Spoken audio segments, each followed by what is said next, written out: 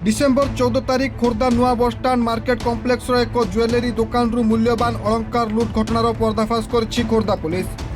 चोरी रे संपृक्त गड़ खोर्धा हाउसिंग बोर्ड कॉलोनी रोकुवा बालुगा अंचल चंदन नायक और बुलू को पुलिस गिरफ्त करथिबा बेले चोरी होइथिबा 2 केजी 638 ग्राम रूपा समेत चोरी रे व्यवहार करा बाइक और 2टी लुहा रड को जबत करिछि पुलिस। घटना दिनर सीसीटीवी फुटेज को आधार करी पुलिस अभियुक्त को गिरफ्त करथिबा नै सूचना मिलिछि।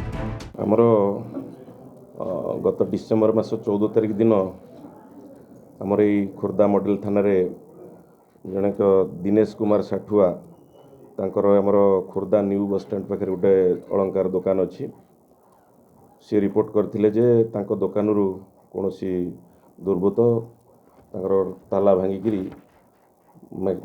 रूपा अलंकार सब चोरी कर नहीं जाइथिले।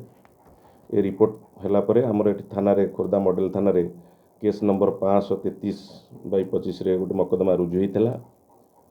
यही मकदमा रुजु हुआ पर आमर थानार एसआई दिनेश कुमार पिंगुआ नेतृत्व में गोटे टीम गठन कराइला आईआईसी प्रत्यक्ष तत्वावधान एवं से टीम से दिन लगी विभिन्न सीसीटीवी फुटेज जांच चलता ये सब विभिन्न सोर्स को तदंत चलता एवं तापर आमे जन को धरीचु एवं यही गड़ खोर्धा अंचल जन को धरीचु एवं ताठू से चोरी जाइथिबा रूपा अलंकार जबत होती जार ओजन है 2 केजी 638 ग्राम आ गोटे मोटरसाइकल ताठू सीजर होती एवं 2टा लुहा रड सीजर होती। खोर्धारू प्रवीण भंजक रिपोर्ट रिपोर्टर्स टुडे।